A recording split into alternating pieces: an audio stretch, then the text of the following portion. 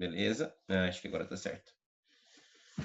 Então a gente tem o pessoal que está aí na edição, por favor, tá? Acho que eu estava usando o áudio erradamente aqui, beleza? Então vamos lá. Então, a gente vai começar a aula de agora pela Revolução Federalista, você que está aí nessa nossa quarta aula sobre a história do Paraná. Vamos começar? Então, vou falar com vocês um pouquinho sobre a Revolução Federalista, que é um fato histórico que acontece no final do século XIX, já no contexto do Brasil republicano. Nós já somos mais uma monarquia, o Brasil é uma república federalista, não é? E a gente está vivendo uma época de muita centralização política por parte do governo brasileiro, o governo dos dois primeiros presidentes do Brasil, né? O presidente Marechal Deodoro da Fonseca e o presidente Floriano Peixoto foram presidentes que governaram de maneira autoritária, centralizadora e tal, né? E, é claro, nem todos os estados brasileiros vão concordar com essa postura do governo republicano. E aí, lá no sul do Brasil, lá na região do Rio Grande do Sul, surge uma disputa entre os chamados federalistas, né? Que eram os gaúchos defensores de uma a maior autonomia para o estado do Rio Grande do Sul, contra os pica-paus, que eram assim chamados os políticos gaúchos favoráveis ao governo centralizado da presidência da República do Marechal Floriano Peixoto. Então, nós temos um momento assim, você tem o presidente Floriano Peixoto e o Rio Grande do Sul está insatisfeito, uma parte dele, e outra parte está feliz com o presidente. Tá? Os federalistas querem autonomia. Já os pica-paus são mais ligados ao presidente da República, ou seja, são mais ligados a um governo mais centralizado. Então começa uma guerra ali na região do Rio Grande do Sul, e essa guerra se estenderá pelos 3 estados do Sul, atingindo o Paraná. Então a Revolução Federalista chega até o Paraná. Então os gaúchos vão entrar em guerra com as tropas do governo, e essa guerra, uma das batalhas mais sangrentas da Revolução Federalista, foi o Cerco da Lapa, que foi a última e grande batalha, sangrenta batalha, entre os gaúchos, né, federalistas, e os pica-paus que tinham o apoio do governo central. Né? Como que isso termina? Isso termina com a vitória do Marechal Floriano Peixoto na Revolução Federalista. O Paraná foi apenas um palco. Por isso que eu não vou entrar em detalhe da Revolução Federalista, porque é um assunto mais do Rio Grande do Sul. Eu estou dizendo para você que no final da Revolução Federalista, uma guerra aconteceu, uma batalha aconteceu no Paraná, chamada Cerco da Lapa, onde as tropas do governo venceram as tropas rebeldes sulistas. Beleza? O grande líder dessa resistência foi um rapaz chamado Gomes Carneiro, né, que se destacou aí na resistência federalista, que acabou se transformando aí num grande herói dessa guerra entre o sul do Brasil, e que se estendeu pelo sul do Brasil, mas que foi motivada pelo estado do Rio Grande do Sul, e que acabou resultando na vitória das tropas do governo e transformando o Gomes Carneiro, que foi um grande herói desta guerra de resistência, onde inclusive seu túmulo está, o seu corpo está sepultado no Panteão dos Heróis, que fica na cidade da Lapa, no sul do estado do Paraná. Beleza? Então, a Revolução Federalista foi palco. O Paraná foi palco de uma das batalhas mais importantes da Revolução Federalista, que foi o Cerco da Lapa. Beleza, meus queridos? Bom, beleza. Eu estou matando nesse momento uma mariposa que está me incomodando, por isso você viu eu olhar aqui para a mesa. Beleza? Vamos lá então para a próxima questão, próximo tema, é imigração. Então você sabe o quanto é importante a imigração no estado do Paraná, certo? E a gente tem que entender o seguinte, que a expansão demográfica do estado do Paraná ela foi diferenciada. Primeiro, nós temos a ocupação da região litorânea, Paranaguá, mineração, não foi? Nós temos ocupações diferentes, em momentos diferentes, e muitas das regiões do estado do Paraná são regiões ocupadas de maneira tardia, como, por exemplo, a região norte do estado do Paraná, a região oeste do estado do Paraná, são regiões que foram ocupadas mais tarde. Paraná, a região norte do Paraná foi colonizada no século XX, né? No final aí do século XIX, início do século XX, tinha muito pouca coisa no Paraná. O Paraná era um verdadeiro vazio demográfico. O grande contingente populacional paranaense estava mais próximo do litoral, onde hoje é a Serra do Mar, aqui, Paranaguá e Morretes e Curitiba. O processo de ocupação demográfica paranaense ele é bastante demorado, ele é bastante tardio, tá? Por isso o Paraná é um estado de baixa densidade demográfica até o século XX. No entanto, nós vamos ver que há uma certa preocupação, tá? Do governo imperial no século XIX, sobretudo, até mesmo de Dom João VI, né? Havia uma certa preocupação quando Dom João VI chegou ao Brasil, fugido das tropas napoleônicas. Dom João VI já tinha manifestado sua preocupação com o certo vazio demográfico do Sul. Tá? Então, ele vai começar a incentivar a chegada de colonos ali para aquela região, mas a intensa chegada de colonos para a região Sul se deu a partir da região do Paraná, a partir de 1847, com a fundação da colônia Teresa Cristina, uma colônia formada basicamente por franceses que vieram da Europa nesse momento. Você sabe, a Europa está pegando fogo, né? A França está vivendo as chamadas revoluções liberais e muitos franceses fogem daquele clima de instabilidade. As perseguições políticas também são muitas, e franceses que tinham uma orientação mais ligada ao socialismo combativo, uma visão mais crítica daquele sistema que a França vivia, que era um sistema ainda muito caótico, era uma guerra entre absolutismo e governos liberais. Muitos socialistas vão ser perseguidos na Europa justamente por conta desse clima de instabilidade que está vivendo aquele continente. Muitos franceses vão ter que ir embora e alguns deles optam pela vinda ao Brasil, né? E vão se instalar na chamada colônia Teresa Cristina, em 1847. Beleza? Beleza? Isso aí também a gente não costuma ver cair, mas é sempre importante colocar todos os pontos para vocês, não é? Algumas peculiaridades que eu coloquei aí também em relação à imigração, beleza?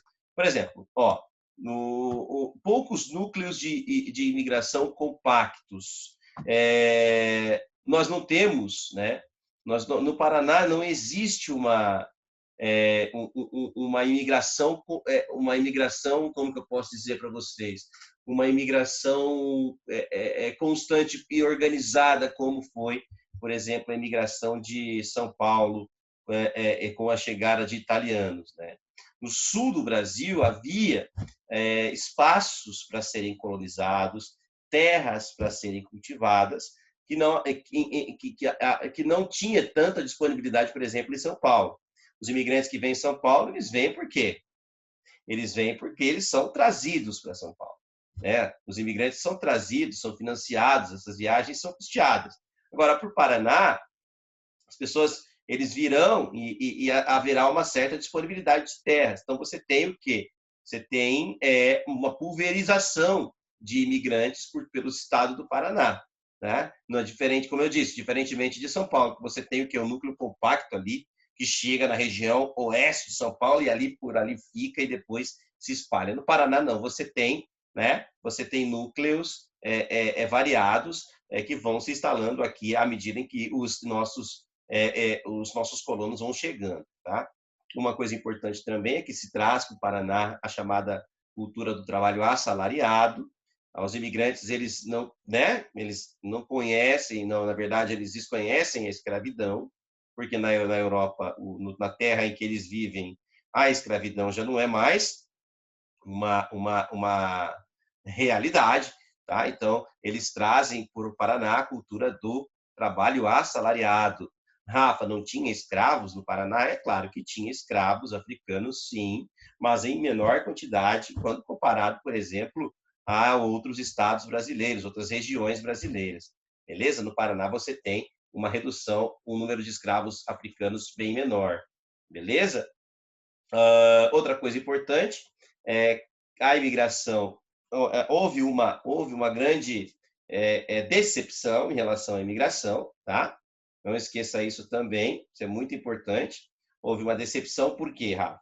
Porque a propaganda que se fazia era propaganda de que, ó, se você vem para o Brasil, você vai encontrar aqui terras férteis e vai se dar muito bem, você vai ganhar dinheiro, você vai conseguir terra, você vai conseguir plantar, você vai participar, você vai ter uma participação na economia efetiva quando você for para o Brasil. Mas aí, quando os caras chegam aqui, a realidade já não é mais a mesma, tá? A realidade é completamente diferente. A realidade que eles encontram é o quê? Eles encontram aqui muita pobreza, muita miséria, muito preconceito e muita dificuldade. No Paraná há muita dificuldade dos colonos se adaptarem à região. Então, existe uma grande diferença entre a propaganda que se faz para se atrair o colono e a realidade que se encontra aqui. Beleza? E aí eu só coloquei para vocês, né? Os poloneses vieram para a região de Malê, Cruz Machado, Curitiba, São Mateus do Sul, Rio Claro. Os ucranianos também para Malê, Prudentópolis, Pato Branco, Roncador, União da Vitória. Os alemães, olha lá a data, 1829, primeiro reinado. Eles já vão para a região de Rio Negro, Rolândia, Cambé, Marechal Cândido Rondon, né? Beleza? Isso a partir de 29. Não quer dizer que todo mundo chegou nessas regiões em 1829, tá? O processo foi constante, tá? Italianos, claro, e Curitiba, né? Litoral e norte do Paraná, vocês sabem, né? Nós temos muita colônia, muitos descendentes de italianos aqui. É só olhar para o sobrenome da galera, né? A gente vai ver que o quanto nós recebemos aí no norte do Paraná de imigrantes italianos. Espanhóis, para Jacarezinho, Venceslau Braz, Santo Antônio da Platina e Londrina, e os holandeses na região de Irati. Tá? Então você percebe aí, poloneses, ucranianos, os alemães, italianos, espanhóis, holandeses, nós temos aí uma bastante diversificada, uma interessante e diversificada imigração italiana para o estado, para a região que hoje nós chamamos de estado do Paraná. Outra coisa importante, a imigração japonesa, como isso aqui é uma revisão, é importante lembrar que os japoneses chegaram em 1908, eles vieram a priori para trabalhar nas lavouras de café na região do Paraná, né? Quando sempre falando de história do Paraná, né? Os japoneses chegaram para trabalhar nas lavouras de café, foram importantes na fundação de cidades como Uraí, Açaí, cidades são importantes, né? Na consolidação e da chegada dos japoneses em nossas terras. Mas é importante levar em consideração que a presença efetiva e bastante consistente dos japoneses se deu nas cidades de Maringá e de Londrina, duas cidades que têm até hoje uma forte cultura japonesa desde desde os seus primórdios, né, da história dos primórdios da história de Maringá e Londrina, que nós temos a presença japonesa e a importância dos japoneses para a nossa cultura, os nossos hábitos, os nossos costumes, as nossas tradições, muitas delas são influenciadas pelos japoneses, a nossa culinária, né? Você anda pelas cidades aí de Maringá e Londrina, que o que você vê que não faltam são restaurantes japoneses, né? A cultura japonesa, festas que são feitas em homenagem aos japoneses, aqui na cidade de Londrina, onde eu moro, há todos os anos festas em homenagem e para preservar as tradições japonesas aqui. Os japoneses trabalharam durante a sua história através da piscicultura, né? Hortaliças, fruticultura e também na criação do bicho da seda. Informação importante. Então, são as atividades econômicas desenvolvidas pelos japoneses em nossas terras. Beleza? Então, não esqueça, tá? Fundação de Açaí Uraí lá no começo. mas a presença mais efetiva mesmo, importante e significativa, é claro, nas duas grandes cidades do norte do estado, norte e noroeste do estado do Paraná, Maringá e Londrina. Beleza, gente? A colônia Sicília. A colônia Sicília, a primeira, ela fica na região ali de Palmeira, tá? A colônia Sicília, ela foi a primeira experiência anarquista da região paranaense. Então, como eu falei para você, imigrantes vêm para cá, não vêm? Vêm. E eles trazem consigo suas ideias, seus pensamentos, suas tradições e as suas influências políticas, tá? E muitos imigrantes vêm para cá propondo, ou tentando estabelecer, idealizar aqui as suas ideologias, trazer consigo as suas propostas, né, de vida, de governo, as suas ideias, e tal. E aí um cara chamado Giovanni Rossi vai trazer para cá, vai tentar criar aqui uma experiência anarquista que não foi muito bem sucedida na Itália, chamada Cittadella, Lombardo, que eram cidades, eram regiões que viviam numa espécie de experiência anarquista, tá? Quem cria essa ideia foi um cara chamado Henrique Malatesta, um anarquista famoso, né?